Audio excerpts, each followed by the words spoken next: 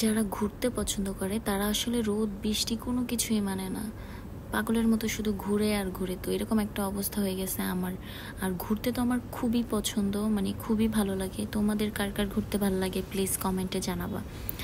তো এই দিন হচ্ছে আমি বাসায় ছিলাম, বাসায় থেকে বেরোনোর সময় মানে হালকা বৃষ্টি পড়তেছিল, মানে খুব ভালো লাগতেছিল যে বৃষ্টি পড়তেছে, ওয়েদারটা ঠান্ডা, শান্ত, মানে শান্তিতে একটু ঘুরতে পারবো এরকম। বাট যখন দেখো একটু বাইরে বেরোইছি, এই পরিমাণ, এত পরিমাণ রোদ ছিল, মানে তাকানো যাচ্ছিল না, এরকম একটা অবস্থা। তো এই জায়গাটাতে আমি খুবই এক্সাইটমেন্ট নিয়ে যাচ্ছিলাম। যে গ্রামে থাকে না খড়কুটা, ওইগুলা মানে একটু ধরলে ভাল লাগতো এই জন্য আর কি।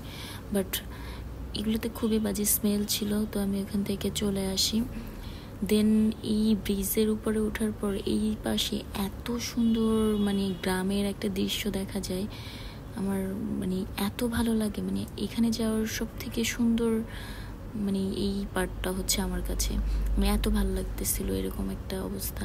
তো তোমরা কি এখানে কেউ গেছো? আর জায়গাটা কোথায় প্লিজ কমেন্টে জানাও। যাই হোক, আমার মতো হুটহাট এইখানে ওখানে ঘুরতে কে কে পছন্দ করো তারাও কিন্তু কমেন্ট করবে।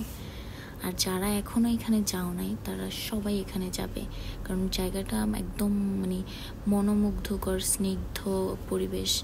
যদি মানে ওয়েদার ঠান্ডা থাকে তাহলে আরও বেশি ভালো লাগবে ঘুরতে।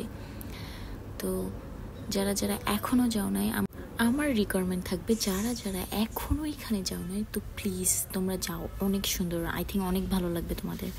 তো ঘোরাঘুরি শেষে কি একটু খাওয়া দাওয়া তো করতেই হয়, তাই না?